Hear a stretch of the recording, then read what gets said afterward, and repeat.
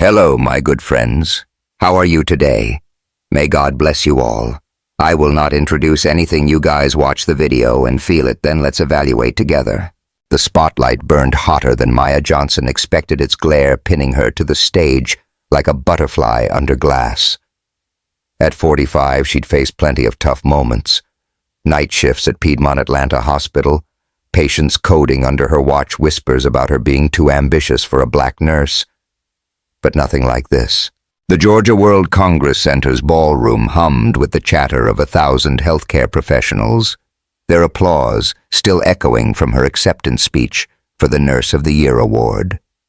Maya's hands gripped the podium, her navy dress hugging her frame, the faint curve of her belly hidden beneath its tailored cut.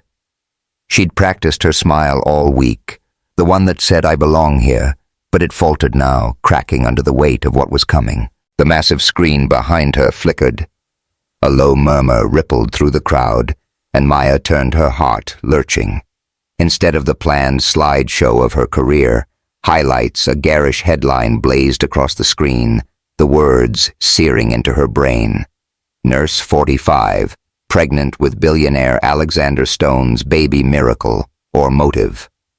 Below it, a grainy photo showed her leaving an OB/GYN clinic, her face unmistakable, her hand unconsciously resting on her stomach. The article's byline read, "Lila Monroe, a name Maya didn't know, but already hated." Cameras flashed a swarm of lights, blinding her. Voices surged, shocked gasps, whispered speculations, a few stifled laughs. Maya froze her breath, catching in her throat.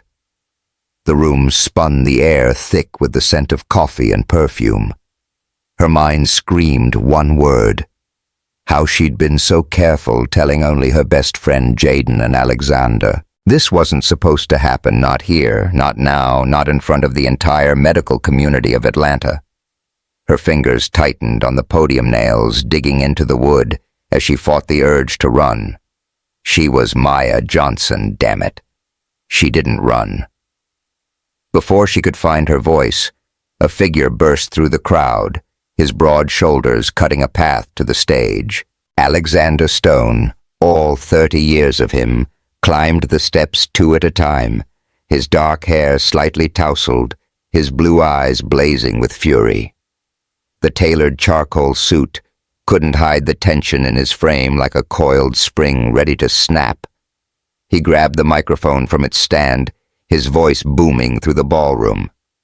"Enough," he shouted the word, slicing through the chaos.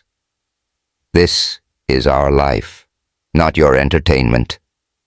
Turn that screen off now." He pointed at the tech booth, his glare daring anyone to argue. The screen went black, but the damage was done. Reporters surged forward, shouting questions. "Mr. Stone, is the baby yours? Ms. Johnson, how long have you planned this?"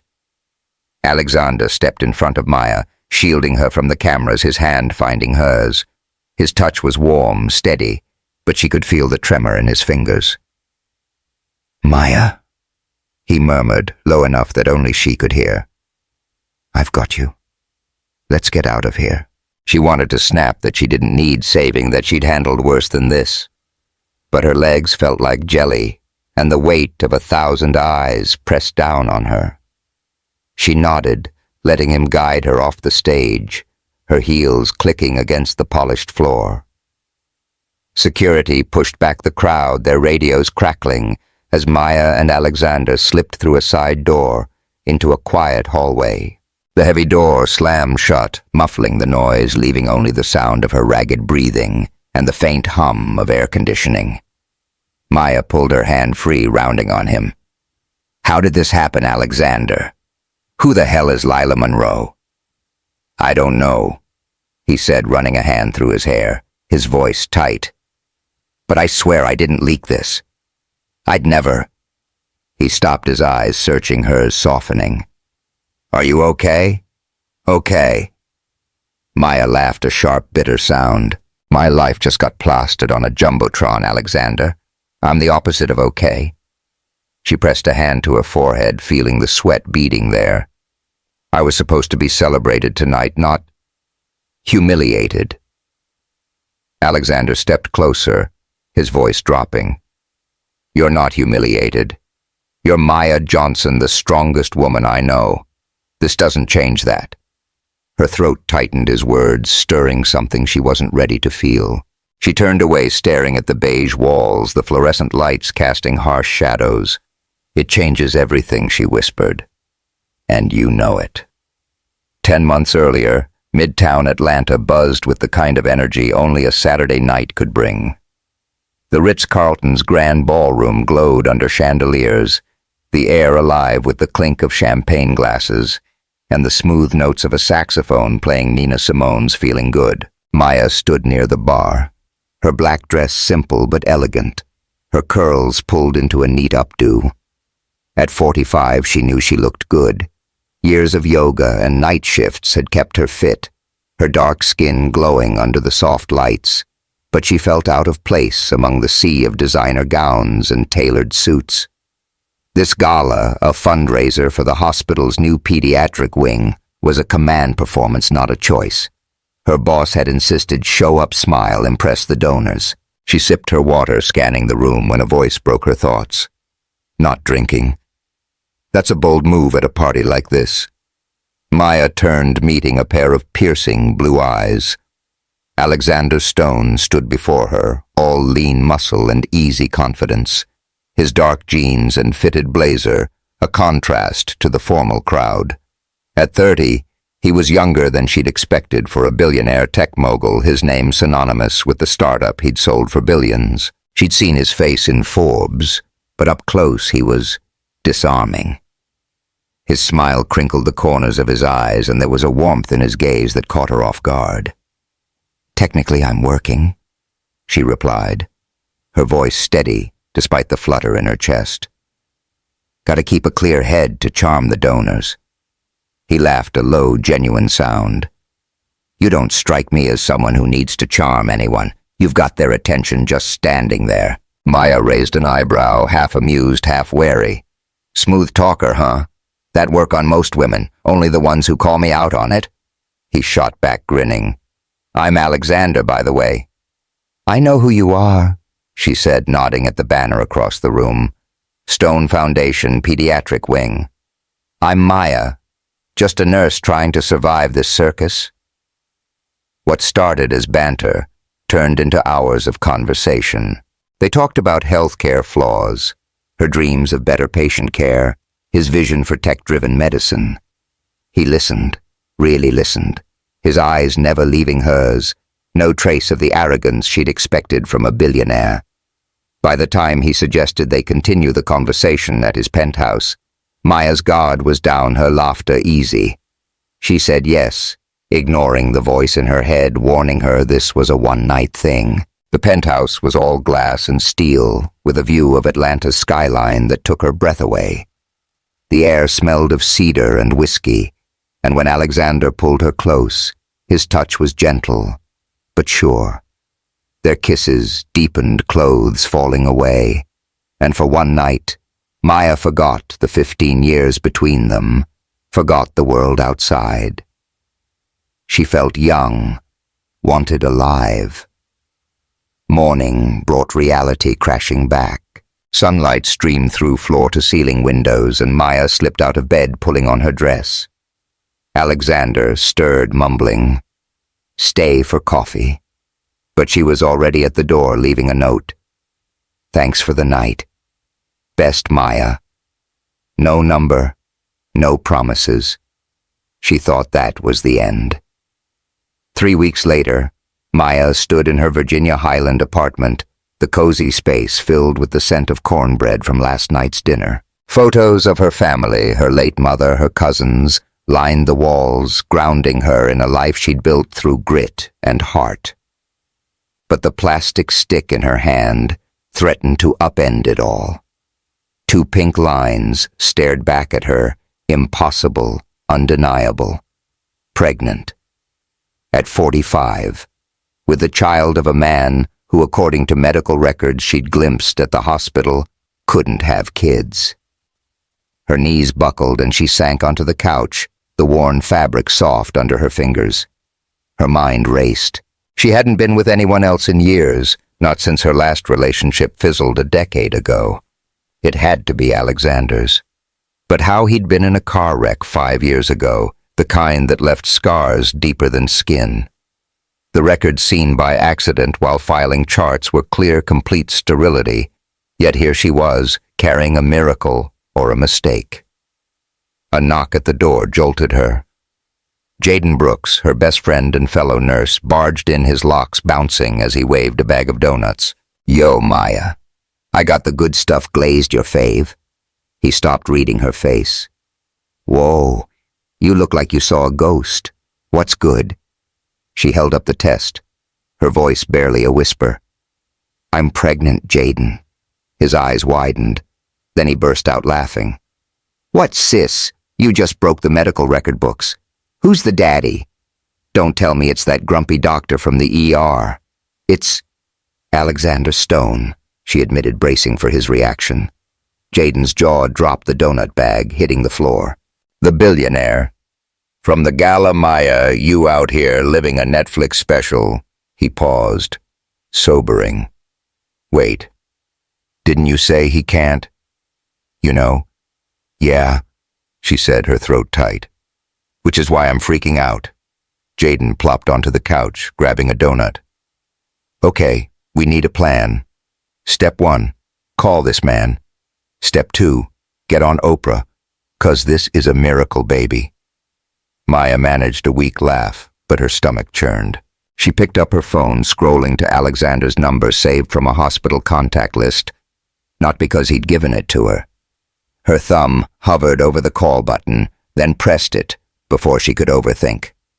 "Alexander Stone," he answered, his voice crisp, professional, like he was in a boardroom. "Alexander. It's Maya, from the gala." She swallowed hard. "We need to talk. It's big." A pause, then a softer tone. "Maya, I thought you ghosted me." "What's so big? It's got you calling out of the blue."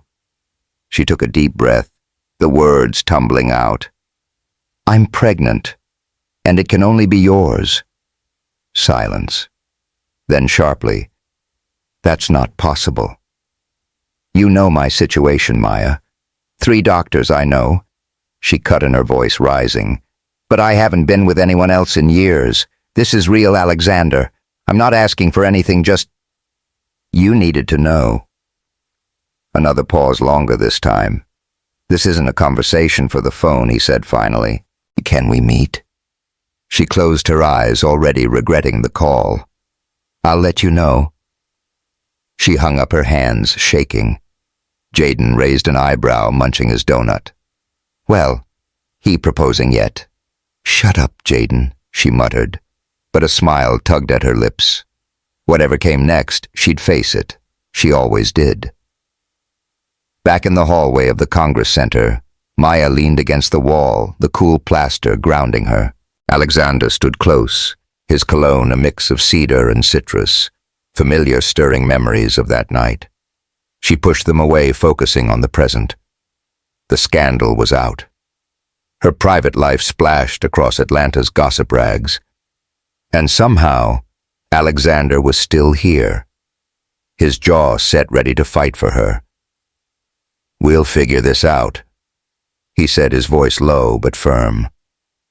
"I've got lawyers, PR people. They'll bury this Lila Monroe." Maya shook her head. "It's not just her. It's everyone, my co-workers, your fancy friends, the whole damn city. They're gonna say I trapped you, that a 45-year-old nurse has no business with a 30-year-old billionaire." "Let them talk," he said, stepping closer, his eyes intense. "I don't care what they think. I care about you." And he hesitated, glancing at her stomach. "Our baby." Her breath caught. "Our baby." The words felt foreign, fragile, but they sparked something warm in her chest. She wanted to believe him, but doubt gnawed at her. Could they really do this with 15 years between them and a world ready to tear them apart? She straightened, meeting his gaze. If we're doing this, Alexander, no half measures. I need to know you're all in. He nodded, a small smile breaking through. I'm in Maya, all the way. The story of Maya and Alexander is just getting started. And trust me, the drama's only heating up. Will they overcome the gossip, the doubts, and the 15 years between them?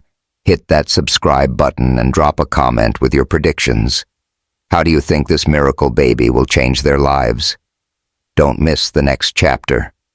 The fluorescent lights of Piedmont Atlanta Hospital buzzed overhead, casting a sterile glow across the 5th-floor conference room. Maya Johnson adjusted her navy scrubs, the fabric soft from years of wear, and tried to focus on the charts in front of her. It had been a week since the disaster at the Georgia World Congress Center, where her pregnancy and her connection to Alexander Stone had been splashed across a jumbotron for all of Atlanta to see. The memory still made her stomach churn like she'd swallowed a fistful of nails. She'd spent days dodging reporters camped outside her Virginia Highland apartment, their cameras glinting like vultures' eyes. Worse, the whispers had followed her to work, snaking through the hospital corridors faster than a code blue. Ms. Johnson, nurse manager. Karen Tate's voice snapped her back to the present. You're needed in the boardroom. Now. Maya's brow furrowed. Right now, I've got patients Dr. Ellis will cover.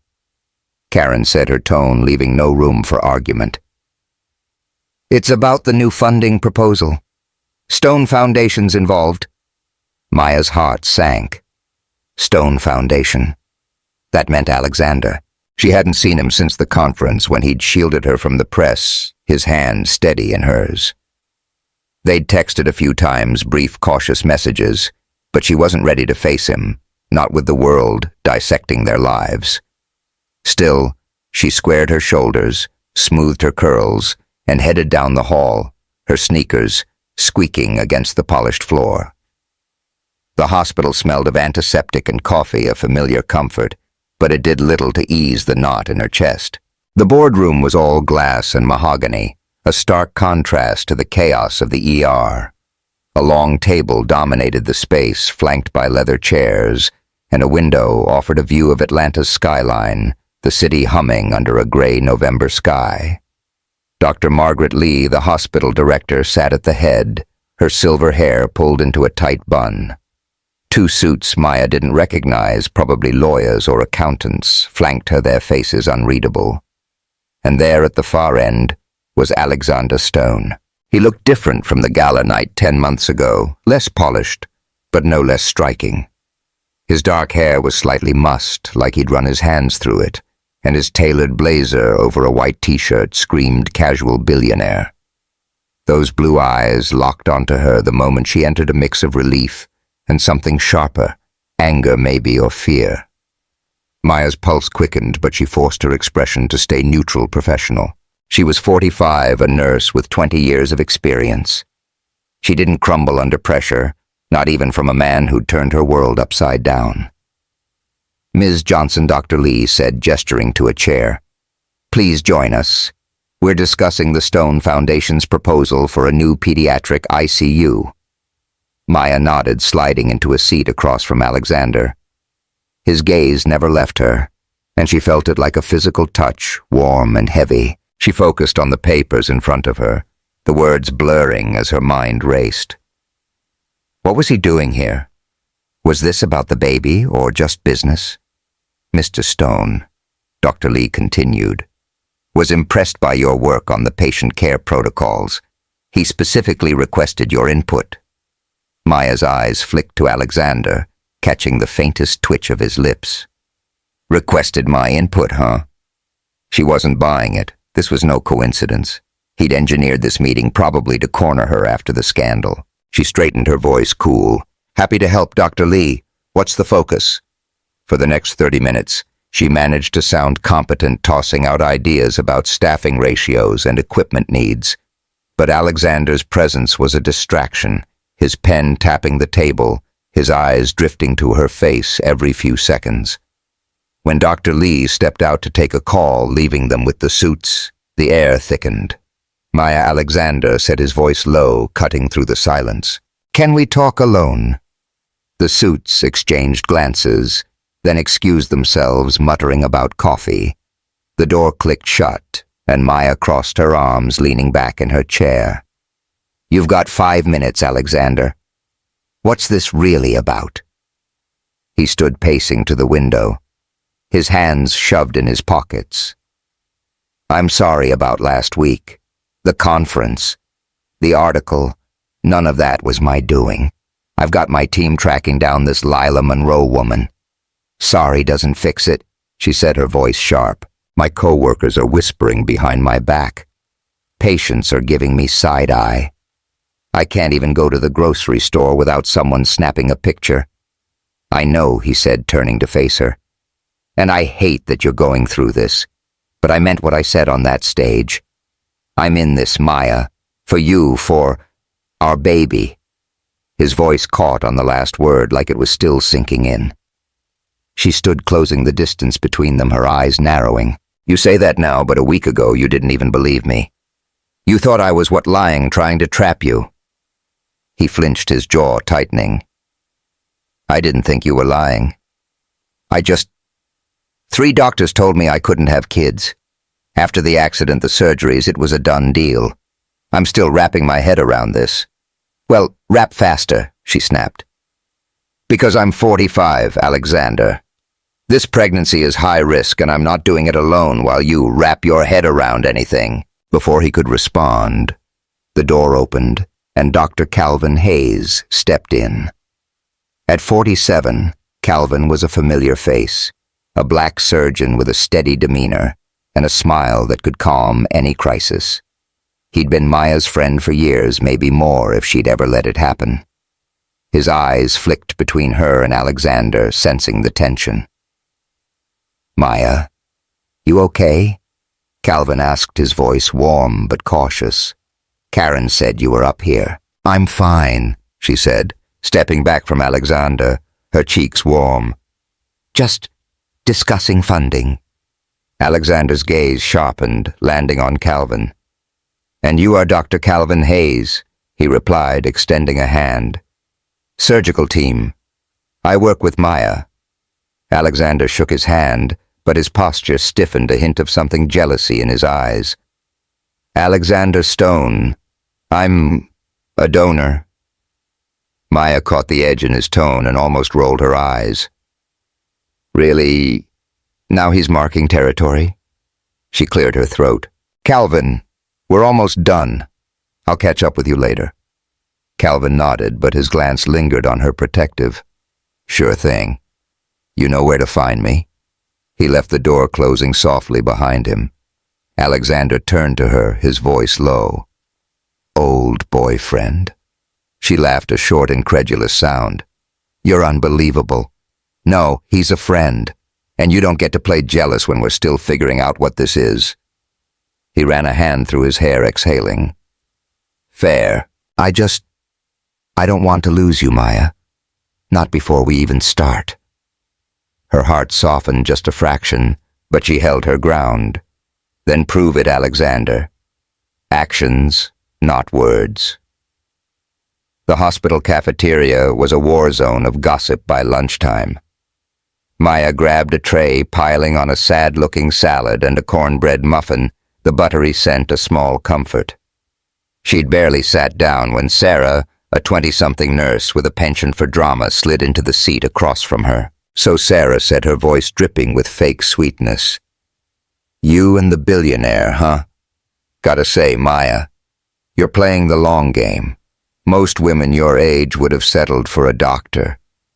Maya's fork paused mid-air, her jaw tightening.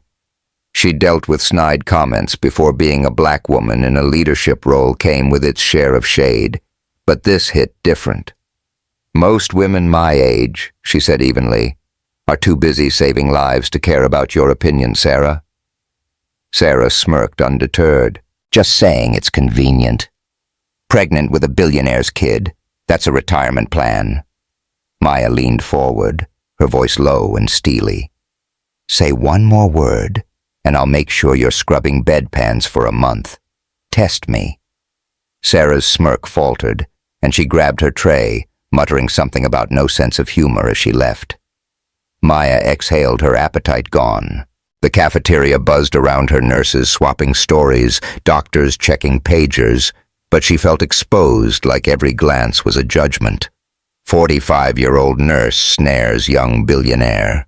That's what they saw, not the woman who'd clawed her way through nursing school, who'd held her mother's hand through chemo, who'd never expected to be a mother until that damn test changed everything. Her phone buzzed a text from Jaden Brooks' cafeteria drama. Already, Sarah's out here acting unwise. "You good?" Maya smiled despite herself typing back. "Barely. Save me a donut." Jaden appeared minutes later, his locks tucked under a surgical cap, a chocolate-glazed donut in hand. "Emergency sugar delivery," he announced, plopping into a chair. "Heard Sarah tried you. Want me to accidentally spill coffee on her next shift?" Maya chuckled, breaking off a piece of the donut. "Tempting, but I'm not stooping to her level. This whole thing's a mess, Jaden. The article, the stares. I feel like I'm on trial." "You're Maya freaking Johnson," he said, leaning forward. "You've handled worse. Remember that patient who coded 3 times in one night? You brought him back. This just noise." She sighed, the donut sweet on her tongue. "It's not just noise. It's my life. And Alexander's not making it easier, showing up like he owns the place." Jaden raised an eyebrow. "Hold up. He was here to spill the tea. What did he say?" He apologized. "Said he's in for the baby. But I don't know Jaden. He's 30, I'm 45. The world's already decided I'm some gold digger. What if he wakes up one day and agrees?" Jaden shook his head. "Nah, I saw how he looked at you at the gala. Dude was smitten. Age ain't nothing but a number unless we're talking about my knees after a double shift." She laughed, the tension easing. Jaden always knew how to lighten the mood, but the doubts lingered. Could she trust Alexander? Could they build something real with the world watching? Back in her apartment that evening, Maya kicked off her shoes, the hardwood floor, cool under her feet. The space was her sanctuary bookshelves, stuffed with medical journals and Toni Morrison novels, a framed photo of her mother laughing at a family barbecue, the faint smell of lavender from a candle she'd lit last night.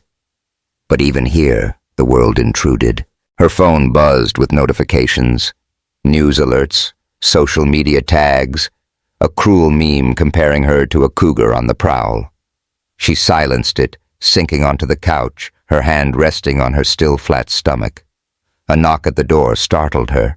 She opened it to find Talia Johnson, her 20-year-old niece, holding a paint can and a grin. Surprise. "Auntie Maya, I'm here to help with the baby room. Got the weekend off from college, so let's make this place pop." Maya's heart lifted. Talia's energy was infectious, her braids swinging as she barged in. "Talia, you didn't have to come all the way from Athens. Pish for my future cousin, I'm all in." Talia set the paint can down promptly, knocking over a stack of magazines. "Oops. Okay, maybe I'm a little clumsy, but I swear this room's gonna look like a Pinterest board." Maya laughed, pulling her into a hug. "You're a mess, but I love you. Just don't paint my walls neon." As they taped off the trim, Talia chatted about schoolboys and her dream of becoming a graphic designer. But her eyes kept darting to Maya, curious. "So, this billionaire guy, he's really the dad. He's kinda young, huh?" Maya sighed, dipping her roller in pale blue paint. "Yeah, he's 30. And yeah, it's complicated. Complicated's my middle name," Talia said, grinning. "But for real, Auntie, you're glowing. This baby's gonna have the coolest mom ever." Maya's throat tightened, her roller pausing. Coolest mom. The words felt like a promise she wasn't sure she could keep. Not with the hospital gossip, the media vultures, and Alexander's doubts hanging over her. She needed to see him again, to know if his words in the boardroom were real. But first, she needed to survive the storm. The air in Maya Johnson's Virginia Highland apartment felt stifling heavy with the weight of a city that wouldn't stop talking. It had been 3 days since the tense meeting with Alexander Stone at Piedmont Atlanta Hospital, and the fallout from the conference scandal was relentless. Reporters lurked outside her building, their vans clogging the quiet street cameras flashing every time she stepped out for groceries. Social media was worse, memes calling her a gold-digging cougar, tweets speculating about her trapping a billionaire. Maya, at 45, had faced prejudice before, but this was a new kind of invasion, one that clawed at her pride and her peace. She stood at her kitchen counter, chopping onions for gumbo, the familiar rhythm of the knife against the cutting board grounding her. The apartment smelled of garlic and thyme, a reminder of her mother's Sunday dinners, when the whole family would gather for laughter and stories. Now it was just her, the hum of a Nina Simone record spinning on her vintage turntable, and the faint buzz of her phone silenced, but lighting up with notifications. She ignored it, focusing on the sizzle of sausage in the pot, until a sharp knock at the door made her jump. "Maya, it's me," came, Alexander's voice low and urgent. She wiped her hands on a dish towel, her heart thudding. She hadn't seen him since the hospital, when his jealousy over Dr. Calvin Hayes had sparked a mix of irritation and something dangerously close to hope. She opened the door, and there he was, all 30 years of lean muscle and restless energy. His dark hair was damp from the drizzle outside his jeans, and gray hoodie a far cry from the billionaire polish she'd seen at the gala. His blue eyes searched hers, a storm of emotions flickering in them. Worry, determination, maybe even fear. "What are you doing here?" she asked, stepping aside to let him in. "The vultures out there are going to have a field day." "I don't care about them," he said, closing the door behind him. The scent of rain and cedar cologne followed him, mingling with the kitchen's warmth. "I care about you, and I can't let you deal with this alone." Maya crossed her arms, leaning against the counter. "I've been dealing with worse my whole life, Alexander. I don't need a knight in shining armor. I'm not trying to be one," he said, his voice softer now. "But this," he gestured vaguely at the world outside, "it's too much. I have a place, Maya. An island off the Florida coast. Private, secure. No reporters, no gossip. Just us. For a few weeks until this dies down." Her breath caught. An island. It sounded like something out of a movie, not her life. She was a nurse, not a jet-setter. Yet the idea of escape, of breathing without the weight of Atlanta's judgment, was tempting. "You're serious?" she asked, raising an eyebrow. "You want me to just run away with you?"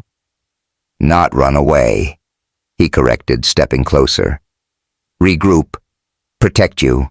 Protect our baby. Please, Maya. Let me do this." She studied him, the earnestness in his face, the way his hands fidgeted like he was afraid she'd say no. At 30, he was younger, richer, a world apart from her. But in this moment, he was just a man asking for a chance. She sighed, glancing at the gumbo simmering on the stove. "Fine. But if I'm going, you're eating this gumbo first. I'm not wasting good food." He grinned, the tension breaking. "Deal. Smells amazing, by the way." The private jet was nothing like Maya expected, no cramped seats or stale air, just plush leather chairs and a view of the clouds that made her stomach flip. The cabin smelled faintly of coffee and polished wood, and a flight attendant offered her sparkling water with a smile. Maya sat by the window, her hands resting on her lap, the faint curve of her belly still a secret to most. Alexander sat across from her, typing on his laptop, but his eyes kept drifting to her, checking if she was okay. She wasn't sure if she was leaving Atlanta. Her job, her life, even temporarily, felt like stepping off a cliff. "You ever been to Florida?" he asked, closing his laptop. "Disney World once when I was a kid," she said, her lips twitching at the memory. "My mom saved for years to take me. I ate so much cotton candy I threw up on the teacup ride." He laughed, a warm, unguarded sound. "Classy. My mom took me to the Keys every summer. This island. It was her favorite place. After she died, I kept it as a sanctuary. Maya's heart softened at the mention of his mother. She knew loss. Her own mother had passed from cancer a decade ago, leaving a hole that never quite filled. Sounds like she had good taste, she said quietly. She did, he said, his voice low. She'd have liked you, Maya. Tough as nails, but with a heart bigger than anyone. She looked away, her cheeks warming. Compliments from Alexander were dangerous, slipping past her defenses like they belonged there. She focused on the view, the turquoise ocean stretching below, until the jet descended toward a speck of green in the water, a private island fringed with white sand and palms swaying in the breeze. The house was a modern marvel, all glass and driftwood blending into the landscape like it grew there. Inside it was warm despite its size, hardwood floors, cozy furniture and shelves lined with books and seashells. The air smelled of salt and citrus, and floor-to-ceiling windows framed a view of the beach waves crashing gently against the shore. Maya's sneakers sank into a plush rug as she took it all in her duffel bag slung over her shoulder. "Welcome to Sanctuary," Alexander said, setting her bag down. "Your room's in the east wing, best view of the sunrise. Elena, the house manager, will get you settled." A woman appeared, her smile kind, her gray-streaked hair pulled into a bun. "Ms. Johnson, it's a pleasure. Dinner's whenever you're ready." "Just Maya," she corrected, returning the smile. "And thank you." As Elena led her to the east wing, Maya's jaw dropped. The suite was bigger than her entire apartment, a four-poster bed draped in white linen, a sitting area with a velvet sofa, a bathroom with a clawfoot tub, and a private terrace overlooking the ocean. Bookshelves held medical journals and a few mystery novels, her favorites. Alexander had remembered their gala talk when she'd mentioned curling up with Agatha Christie on rainy days. The thoughtfulness of it made her chest ache. She stepped onto the terrace, the sea breeze cool against her skin, and let herself breathe. For the first time in weeks, no cameras, no whispers, just the rhythm of the waves and the promise of a moment's peace. That evening, Maya and Alexander sat in the kitchen, a slab of polished cedar serving as a table. The gumbo she'd brought from Atlanta simmered in a pot, its spicy aroma filling the air. Alexander ladled it into bowls, his movements careful but clumsy, like he wasn't used to cooking. Maya bit back a smile, watching him nearly spill the broth. "You're a billionaire and you can't handle a ladle," she teased, stirring her bowl. "Hey, I'm trying," he said, grinning. "This smells like heaven, by the way. Where'd you learn to cook like this?" "My mom," she said, her voice softening. "She worked 3 jobs, but Sundays were for gumbo. Said it was how you feed a family, even when life's falling apart." He nodded, his eyes holding hers. "Sounds like she was a hell of a woman. Like you." She looked down the compliment, stirring something she wasn't ready to name. They ate in companionable silence, the gumbo rich and warm, the kind of meal that felt like home. After they moved to the terrace, the night sky, a canvas of stars, the ocean, a dark, endless murmur. Maya leaned against the railing, her cotton dress fluttering in the breeze, and Alexander stood beside her close enough that she could feel the heat of him. "Maya," he said, his voice low, "I need to say something. About the hospital, about everything. I was wrong to doubt you. I was scared, still am. But not of you. Of this." He gestured vaguely, like he meant the baby, the future, all of it. She turned to face him, her heart pounding. "Scared of what, Alexander? Being a dad? Or being with someone like me? Someone like you?" His brow furrowed. "You mean the strongest, smartest woman I've ever met?" "No. I'm scared I'm not enough for you. You've got your life together. I'm just a guy who got lucky with a tech company and a bad car wreck." She laughed, a soft, surprised sound. "You think I've got it together? I'm 45, pregnant, and dodging paparazzi. I'm a mess." "A beautiful mess," he said, stepping closer, his voice dropping to a whisper. "And I can't stop thinking about you." Her breath hitched the air between them electric. He reached for her, his hand brushing her cheek, and she didn't pull away. His lips found hers, slow at first, tentative, then deepening into something urgent, hungry. The kiss tasted of salt and spice, the ocean breeze wrapping around them. Maya's hand slid to his shoulders, feeling the strength beneath his shirt, and for a moment the world fell away. No age gap, no scandal, just them. His hands moved to her waist, pulling her closer, and she felt the heat of him, the steady beat of his heart against hers.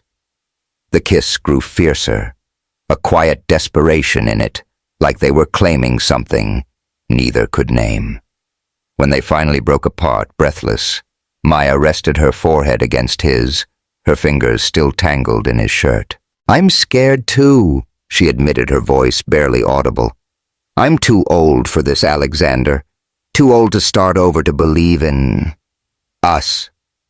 "You're not too old," he said fiercely, his hands cupping her face. "You're exactly who I want, Maya. Age doesn't change that." She closed her eyes, letting his words sink in warm and heavy like the night air. They stayed there, wrapped in each other, the stars above them endless, the future uncertain, but for now theirs. The next morning, Maya woke to sunlight streaming through gauzy curtains, the sound of waves a gentle lullaby. She stretched her body, relaxed in a way it hadn't been in weeks, and wandered to the kitchen where Alexander was attempting pancakes. The counter was a disaster, flour everywhere, a burned pancake in the trash, and he looked up sheepish. "Don't laugh," he said, flipping a lopsided pancake. "I'm better at coding than cooking." She grinned, leaning against the counter. "You're lucky I'm here to save breakfast." Before he could reply, the front door burst open and Talia Johnson bounded in, her braid swinging a suitcase in tow. "Auntie Maya, surprise," she shouted, dropping the bag with a thud. "Mr. Stone flew me out. Said you needed some family vibes." Maya's jaw dropped. Then she laughed, pulling Talia into a hug. "You little sneak. How'd you even get here, private jet, duh?" Talia said, grinning. "Felt like Beyoncé for a day. Now what's the plan?" "Beach baby room." "Oh, I brought paint samples." Alexander chuckled, dodging a flower cloud as Talia waved her arms.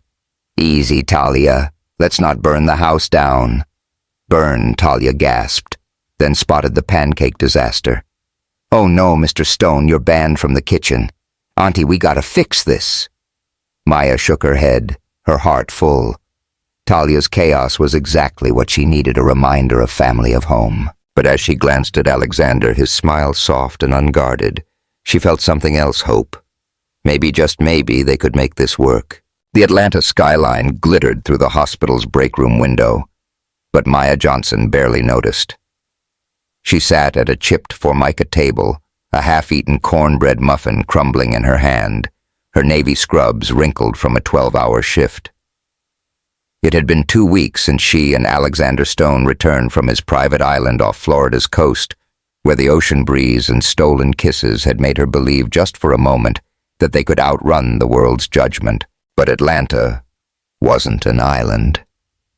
Here, the whispers followed her like shadows, and the weight of their 15-year age gap felt heavier than ever. Her phone buzzed another notification from a gossip site. She didn't need to look to know it was Lila Monroe's latest hit piece. The journalist had been relentless since hacking the conference screen a month ago, exposing Maya's pregnancy with Alexander's miracle baby. The newest article, plastered across every tabloid, had a headline that made her stomach churn. "Nurse's pregnancy ploy. Is Maya Johnson after Stone's fortune?" It painted her as a scheming older woman, using a high-risk pregnancy at 45 to secure a billionaire's wealth. Worse, it quoted anonymous hospital sources, claiming she'd angled for a promotion by cozying up to Alexander. Maya's fingers tightened around the muffin crumbs, scattering. She'd worked 20 years to earn her place as head nurse, not to be reduced to a gold digger stereotype. The break room door swung open, and Sarah, a young nurse with a knack for trouble, sauntered in. Her blonde ponytail bounced as she grabbed a soda from the vending machine, her eyes flicking to Maya with a smirk. "Rough day, huh?" Sarah said, popping the can open. "Heard the cafeteria's betting on whether you'll retire early with Stone's money. Gotta say you're living the dream most women your age only watch on reality TV." Maya's jaw clenched, her patience fraying like an old rope. She'd dealt with Sarah's snide remarks before, but this cut deeper, slicing into the insecurities she'd tried to bury. "Most women my age," she said, her voice low and dangerous, "are too busy saving lives to waste time on petty gossip. You want to keep your job? Sarah, keep my name out of your mouth." Sarah's smirk faltered, her cheeks flushing. "Geez, relax, it's just a joke." She grabbed her soda and scurried out the door, slamming behind her. Maya exhaled, her hands shaking. The break room smelled of stale coffee and bleach, a stark reminder of the life she'd built, hard-won, grounded hers. But now, every shift felt like a battle, every glance from a co-worker laced with judgment. She was 45, pregnant, with a billionaire's child, and the world had decided she was either a saint or a sinner. There was no in-between. Her phone buzzed again this time. A text from Jaden Brooks, her best friend and fellow nurse. "Sarah's out here acting like she's on TMZ." "You good sis," Maya typed back, hanging by a thread. "Need a drink, but this baby says no." Jaden's reply was instant. "I got you. Donuts after shift. Chocolate glazed, no drama." A faint smile tugged at her lips, but it faded as another text came through, this one from Alexander. "Meeting ran late. Can we talk tonight? Need to see you." Her thumb hovered over the screen, irritation flaring. He'd missed her last ultrasound appointment, caught up in some investor call, and though he'd apologized with a bouquet of wildflowers, her favorite, not the flashy roses most men would have sent, it still stung.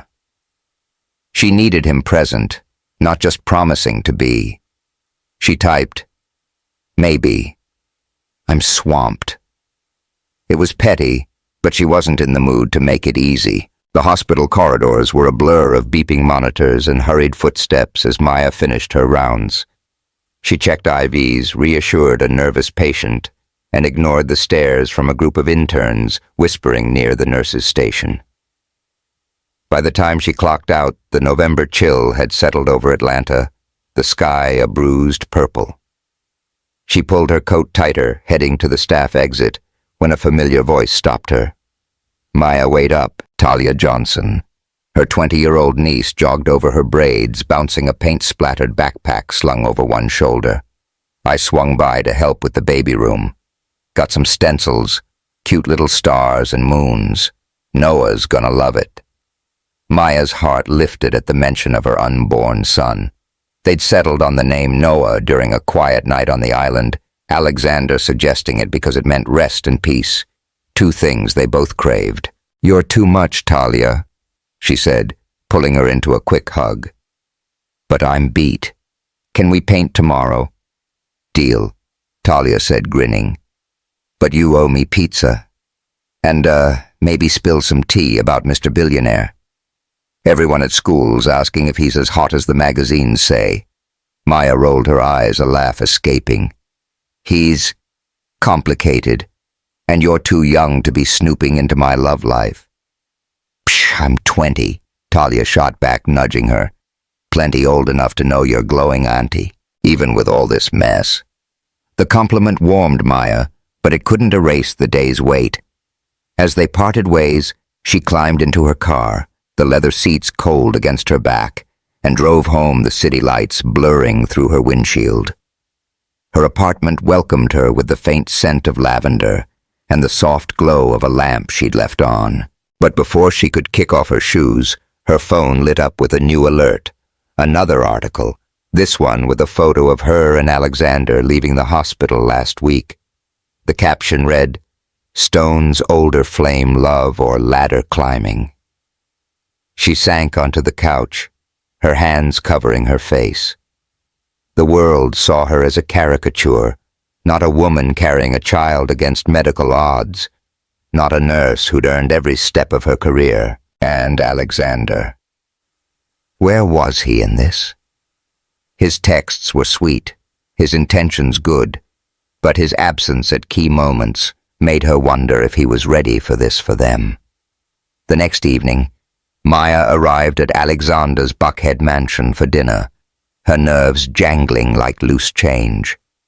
The house was a modern sprawl of glass and stone, its lawn manicured to perfection, but inside it felt surprisingly lived-in books scattered on a coffee table, a half-played chessboard in the corner. Alexander greeted her at the door, his jeans and black sweater, a casual contrast to the wealth around them. His smile was warm, but shadows lingered under his eyes like he hadn't slept. "You made it," he said, pulling her into a hug. His cedar cologne wrapped around her familiar and disarming. "I was starting to think you'd ghost me again." "Not ghosting," she said, easing out of his arms. "Just surviving. You see the latest article?" His face darkened. "Yeah, my lawyers are on it. Lila Monroe's gonna regret this." "Regret doesn't unring the bell," Maya said, crossing her arms. "My coworkers think I'm scheming for a promotion. Patients are asking if I'm that nurse from the news. I can't do my job without someone judging me." He stepped closer, his voice low. "I'm sorry, Maya. I'm trying to fix this. I've got a PR team working overtime." "That's not the point," she cut in her voice rising. "You missed my ultrasound, Alexander. I was there alone watching our son's heartbeat, and you were... What closing a deal I need you here, not just throwing money at problems." He flinched, his jaw tightening. "I'm trying to protect you, Maya. You think this is easy for me. Every board meeting, every investor call I'm fielding questions about us. My foundation's taking hits because people think I'm reckless chasing an older woman." The words stung sharper than she expected. "Chasing an older woman," she repeated, her voice flat. "Is that what this is? Some reckless fling?" "No," he said, his hands raking through his hair. "That's not what I meant. You're everything, Maya. But I'm drowning here trying to keep this from blowing up in our faces." She turned away, her eyes burning. "Maybe it already has." The argument spiraled, voices rising until Maya grabbed her coat. "I need space," she said, her throat tight. "I'm going home." "Maya, wait," he started, but she was already out the door, the night air cold against her skin. She drove back to her apartment, tears blurring the city lights, and collapsed onto her couch, her hand resting on her belly. Noah kicked a tiny flutter, and she whispered, "We'll be okay, little man, with or without him." The next day, Maya's shift was a gauntlet of sidelong glances and hushed conversations. She powered through checking charts and calming a frightened patient, but the tension was suffocating. At lunch, Jaden found her in the break room sliding a chocolate-glazed donut across the table. "Rough vibe out there," he said, his locks tucked under a surgical cap. "Sarah's still running her mouth saying you're gonna quit for a mansion. Want me to handle her?" Maya managed a weak smile. "Let her talk. I've got bigger problems." "Like Mr. Billionaire?" Jaden asked, raising an eyebrow. "Heard you two had a blowout." "Spill." She sighed, breaking off a piece of donut. "He's trying Jaden, but he's not here. Missed the ultrasound, got all defensive when I called him out, and the world's decided I'm a con artist. I don't know if we can do this." Jaden leaned forward, his voice serious. "You're Maya Johnson. You've carried this hospital on your back. If anyone can handle a messy love story and a miracle baby, it's you. But you gotta decide if he's worth the fight." She nodded, his words settling like a lifeline. But before she could reply, her phone buzzed with an invitation from Eleanor Stone, Alexander's mother-in-law. A family dinner at her estate in Druid Hills to discuss the future. Maya's stomach twisted, Eleanor, 50 and polished to a fault, had made her disapproval clear, calling Maya unsuitable for Alexander. The invitation felt like a trap, but she RSVP'd yes. If she was going to fight for this, she'd face every challenge head-on. The Stone estate was a fortress of old money, red brick, ivy-covered walls, a dining room that could seat 20. Maya arrived in a simple green dress, her curls loose, her chin high, despite the butterflies in her stomach. Eleanor greeted her with a tight smile, her pearls gleaming under the chandelier. Alexander was there, his eyes lighting up when he saw Maya, but the tension from their fight hung between them. The other guests included Eleanor's friends and a young woman named Sophie, a 20-something influencer with flawless makeup and a calculated laugh. Dinner was a masterclass in passive aggression. Eleanor's questions. How do you manage such a demanding job at your age? Maya were laced with venom. Sophie, seated next to Alexander, giggled at his every word, her hand brushing his arm. Maya's fork paused, her blood simmering. Alexander caught her eye, his expression apologetic, but he didn't pull away from Sophie's touch. So Maya Eleanor said, sipping her wine, a baby at 45 must be quite the challenge. Have you considered the long-term implications for Alexander, I mean? Maya set her fork down, her voice steady. I've considered everything, Eleanor, including how to raise a child with someone who shows up when it matters. Alexander's jaw tightened, but before he could speak, Sophie chimed in. Oh, I bet it's so exciting, though. Like a total fairy tale, right, Alex? Alexander. He corrected, his tone clipped. And it's not a fairy tale. It's real life. Maya's lips twitched a spark of pride at his pushback. But the dinner dragged on, Eleanor's barbs sharpening Sophie's flirting blatant. By the time Maya excused herself, claiming a headache, she felt like she'd run a marathon. Alexander followed her to the foyer, his voice low. Maya, I'm sorry about tonight. Eleanor's out of line, and Sophie. Save it, she said, pulling on her coat. I don't need apologies. I need you to choose us, Alexander. Not just when it's easy. She left him standing there, the grand doors closing behind her, and drove home, her heart heavy. The world was against them. Eleanor, Lila, the hospital gossip, and now she wasn't sure Alexander was on her side. The next morning, Jaden threw an impromptu baby shower at Maya's apartment, a desperate attempt to lift her spirits. Talia decorated with gusto, but her enthusiasm backfired. Giant balloons filled the living room, one popping with a bang that made everyone jump. Jaden laughed, waving a streamer. Talia, you trying to open a circus or what? It's festive, Talia protested, tossing confetti that landed in Maya's hair. Noah's gonna have the coolest baby shower ever. Maya smiled, her friend's chaos a balm to her bruised heart. But as they played silly games, guessing baby food flavors, Jaden gagging on pureed peas, the ache lingered. Alexander hadn't texted since the dinner, and the silence felt like a verdict. She touched her belly, Noah's gentle kick, a reminder of what was at stake. She could do this alone, she knew that. But the thought of losing Alexander, of losing the possibility of them, hurt more than she'd expected. The rain came down in sheets, hammering Maya Johnson's Virginia Highland apartment, like it had a personal grudge. Inside, the air was warm, scented with the lavender candle she'd lit to calm her nerves, but her heart was a storm of its own.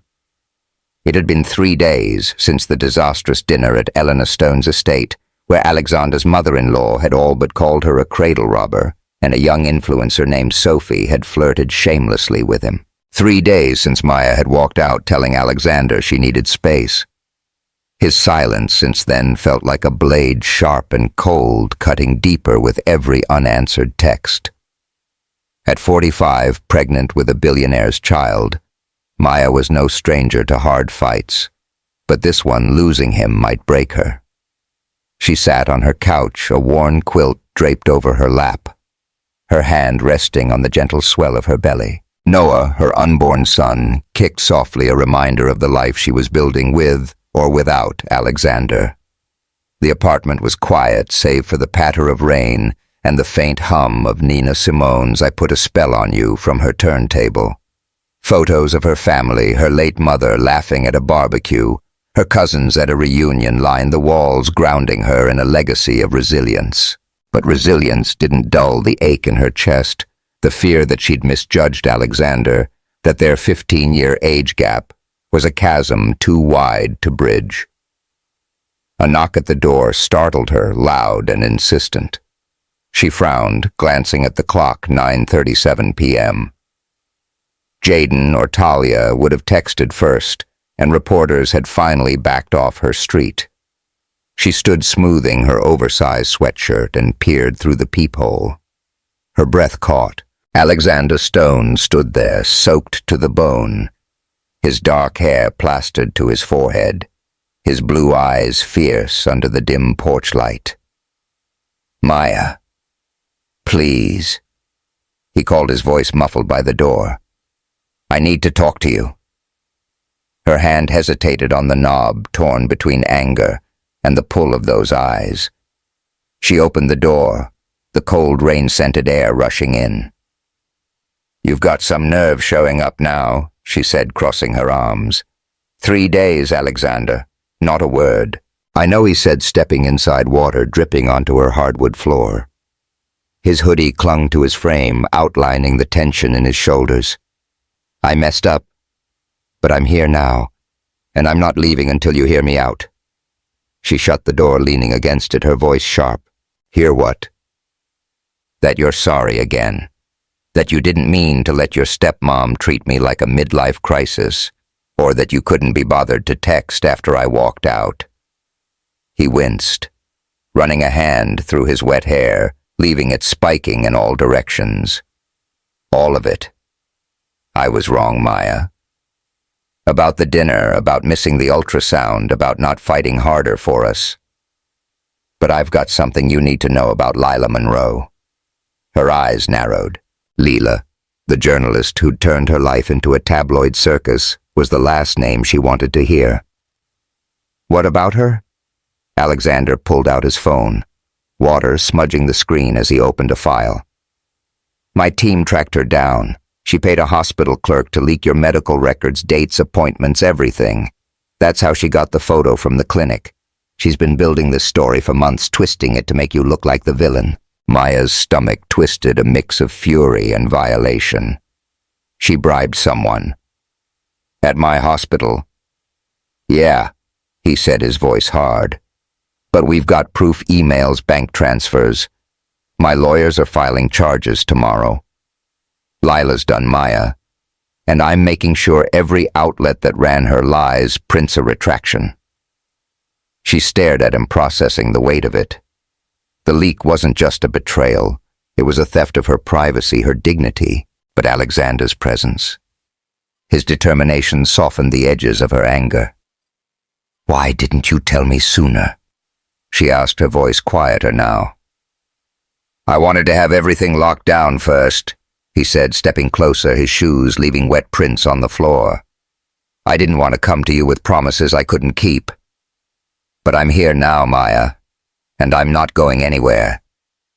Her throat tightened, his words echoing the ones he'd said at the conference when he'd shielded her from the press. She wanted to believe him, but doubt lingered heavy as the rain outside. "You say that," she said, her voice trembling, "but you weren't there when I needed you. Not at the ultrasound. Not at that dinner. I can't do this alone. Alexander and I won't settle for half a partner." He closed the distance between them, his hands hovering near her arms, not touching, but close enough to feel their warmth. "I know I let you down," he said, his voice raw. "But I love you, Maya. I don't care that you're 45 or that the world's got us under a microscope. I don't care about the 15 years between us. I just want you as Noah, all of it." Her breath hitched, the word love landing like a spark in dry grass. She searched his eyes, seeing the truth there, the vulnerability he rarely showed. The rain pounded harder, a drumbeat matching her pulse, and before she could stop herself, she reached for him, her hands fisting in his wet hoodie. His lips crashed into hers, the kiss fierce and desperate, tasting of rain and regret. Water soaked through her sweatshirt as she pressed against him, her fingers tangling in his hair, his hands sliding to her waist, pulling her close. The world, Lila, Eleanor. The gossip melted away, leaving only them raw and real in the storm. When they broke apart, breathless, Maya rested her forehead against his, her hands still gripping his shirt. "We're a mess," she whispered, a shaky laugh escaping. "But I love you too, Alexander." "God help me, I do." He smiled, a boyish grin that made him look younger, softer. "Then we'll figure it out. Together." The next morning, Maya walked into Piedmont Atlanta Hospital with her head high, her navy scrubs crisp, her curls pulled into a tight bun. The whispers still followed her, but Alexander's revelation about Lila had shifted something inside her. She wasn't just a victim of gossip. She was a fighter, and she'd reclaim her story. During a staff meeting, she asked for the floor, ignoring the surprised looks from her colleagues. "I know you've all seen the headlines," she said, her voice steady, addressing the room of nurses and doctors. "I'm not here to explain my personal life, but I am here to set the record straight. I've given 20 years to this hospital, every shift, every patient, every late night. I didn't ask for the spotlight, but I won't let lies define me. I'm pregnant, yes, and I'm proud to be carrying my son. Anyone who's got a problem with that can take it up with me directly." The room was silent. Then Jaden Brooks clapped his locks, bouncing as he grinned. "That's my girl, tell him, Maya." Others joined in a slow ripple of applause, and even Sarah, the snarky nurse, looked chastened, muttering an apology later. Maya felt a weight lift her pride, restored her place in the hospital, reaffirmed. Jaden caught her in the break room after sliding a chocolate-glazed donut across the table. "You went full superhero in there," he said, his eyes sparkling. "Captain Maya, saving the day."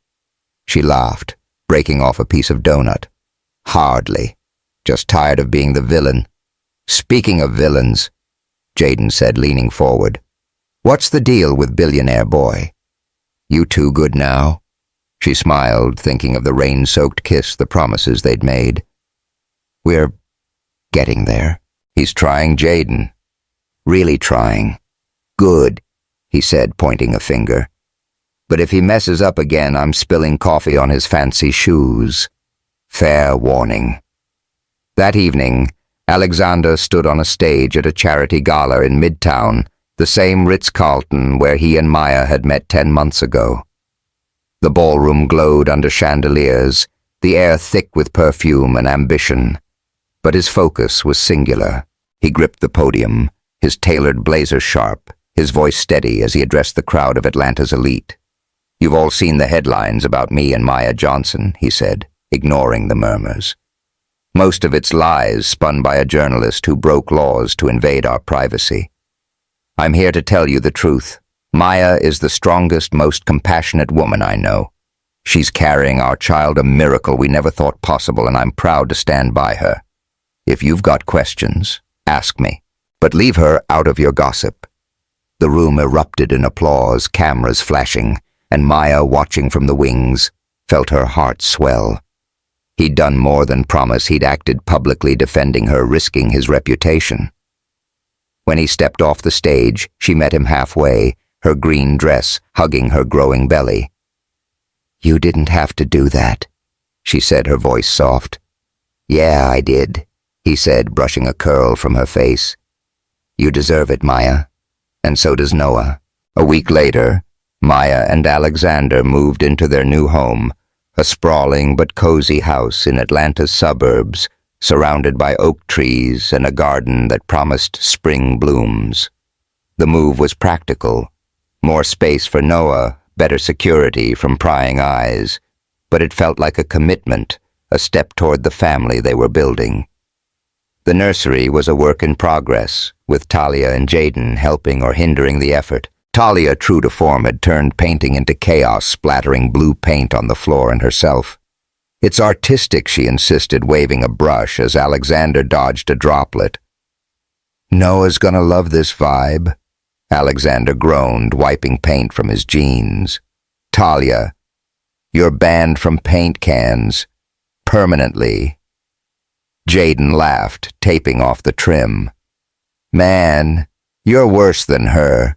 You got paint in your hair, billionaire boy. Maya chuckled, her heart lighter than it had been in months. The room was coming together, pale blue walls, a crib Alexander had assembled after much cursing, and a rocking chair where she imagined nursing Noah.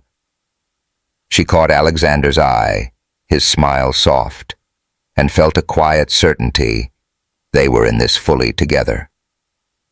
2 months later, Noah Carter Stone arrived in a rush of joy and pain.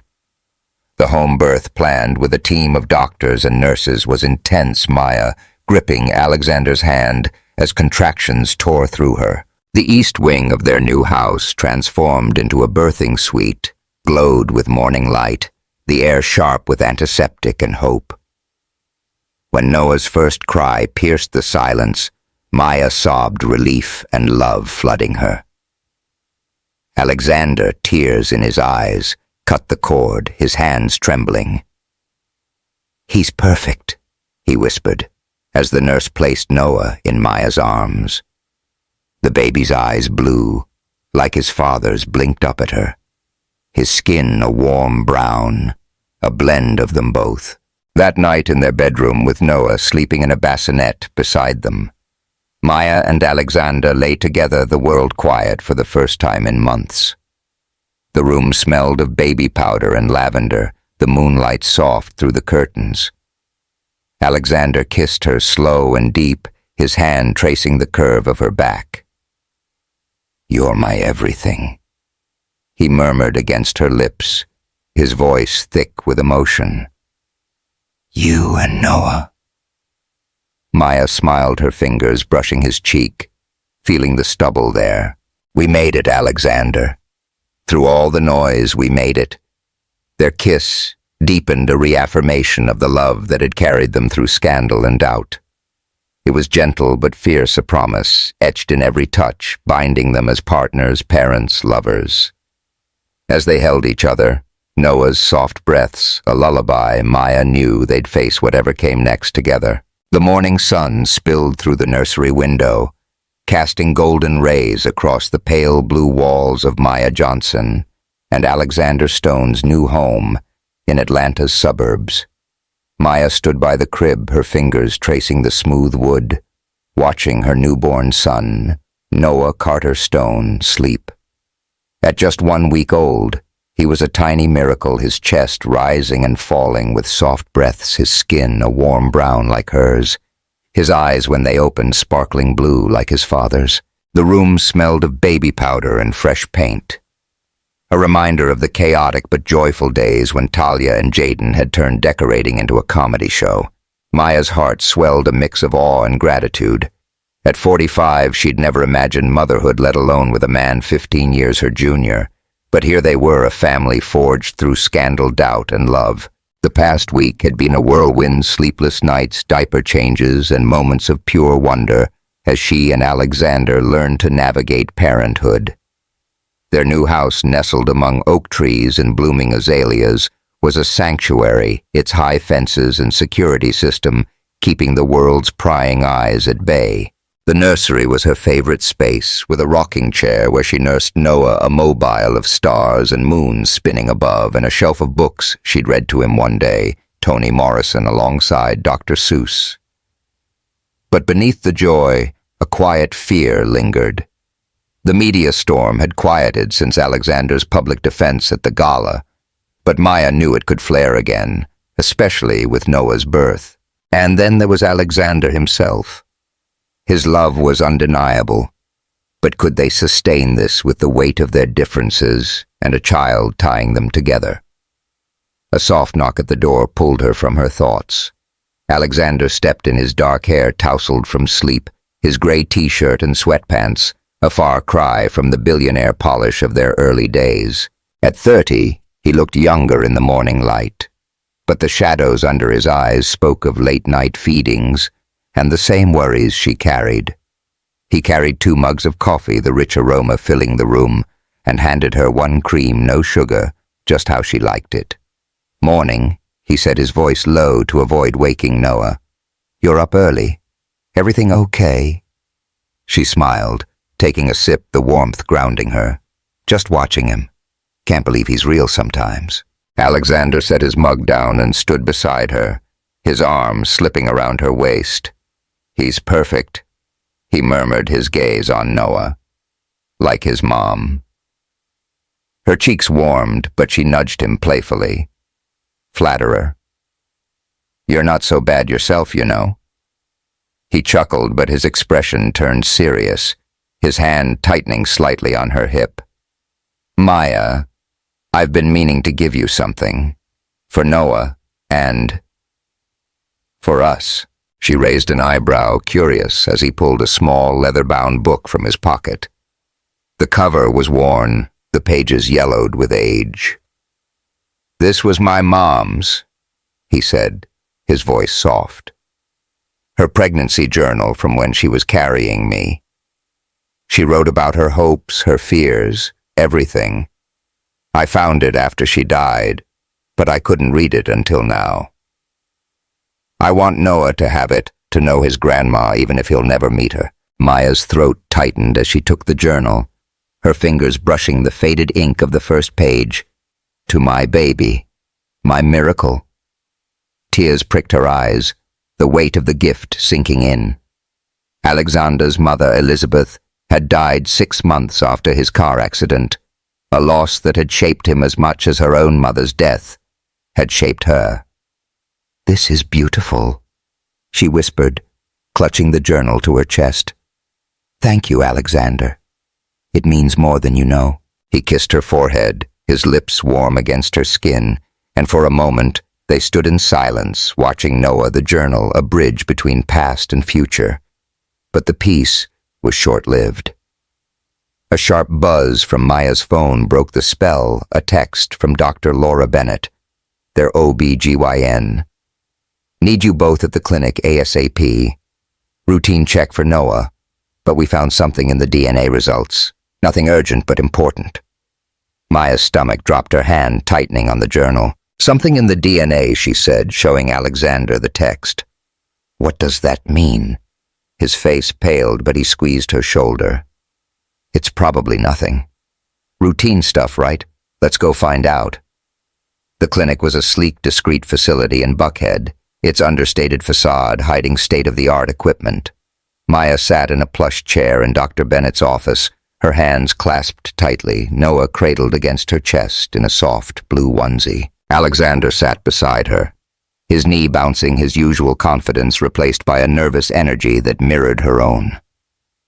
The office smelled of antiseptic and fresh flowers, a vase of lilies on the desk, softening the clinical vibe. Dr. Bennett, a calm woman in her 50s with silver-streaked hair, entered with a tablet, her expression reassuring, but guarded.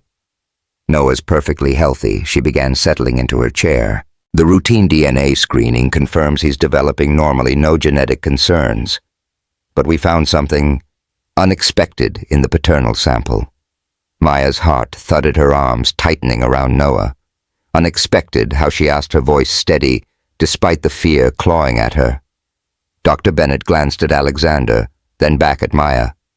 "Mr. Stone, your medical records from 5 years ago indicated complete sterility due to the accident trauma to blood vessels, extensive scarring. 3 specialists confirmed it. But when we cross-referenced Noah's DNA with yours, we ran additional tests. There was a mistake in those original reports." Alexander leaned forward, his voice sharp. "A mistake? What kind of mistake?" "The initial imaging and hormone tests were misinterpreted," Dr. Bennett explained. "Your injuries were severe, yes, but not absolute. There was a rare chance, less than 1%, that you could still produce viable sperm. It's almost unheard of, but Noah is proof." Maya's breath caught her mind, reeling. Alexander wasn't sterile. The diagnosis that had defined his life for 5 years, that had made Noah's conception a medical impossibility, was wrong. She looked at him, his face a mask of shock, his hands gripping the chair's arms like he might fall. "You're saying—" Alexander's voice cracked barely above a whisper. "I was never infertile." "Not completely," Dr. Bennett said gently. "It's a miracle in its own way. Noah's existence defies odds most doctors would dismiss." Maya's eyes filled with tears, a mix of relief and wonder. Noah, their miracle baby, wasn't just a fluke. He was a testament to a truth they'd never known. She glanced at Alexander, seeing the weight of 5 years lift and shift his shock, giving way to something deeper, something raw. "I lived half a decade thinking I'd never have this," he said, his voice breaking as he looked at Noah, then Maya. "A family. You. And now—" "God, Maya, we have everything." She reached for his hand, her fingers intertwining with his, and squeezed. "We do," she whispered, her voice thick. "We really do." Dr. Bennett gave them a moment, stepping out with a discreet smile. In the quiet, Alexander stood pulling Maya and Noah into his arms, his cheek pressed against her hair. "I love you," he murmured, his voice trembling. "Both of you. Always." Maya closed her eyes, Noah's warmth against her chest, Alexander's strength around her, and let herself believe in the miracle, not just of their son, but of them. 3 months later, spring bloomed across Atlanta, the azaleas in Maya and Alexander's garden, bursting with pink and white.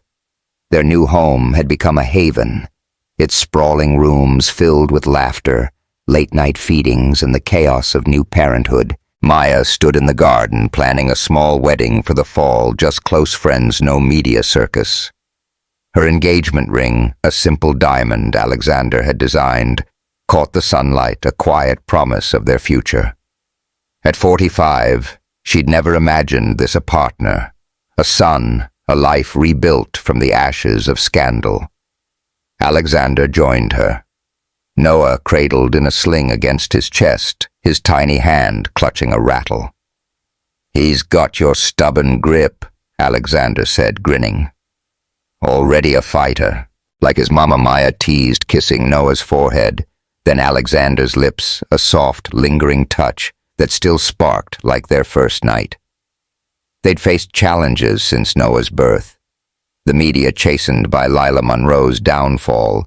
She'd been charged with privacy violations and dropped by her outlet, still buzzed with curiosity.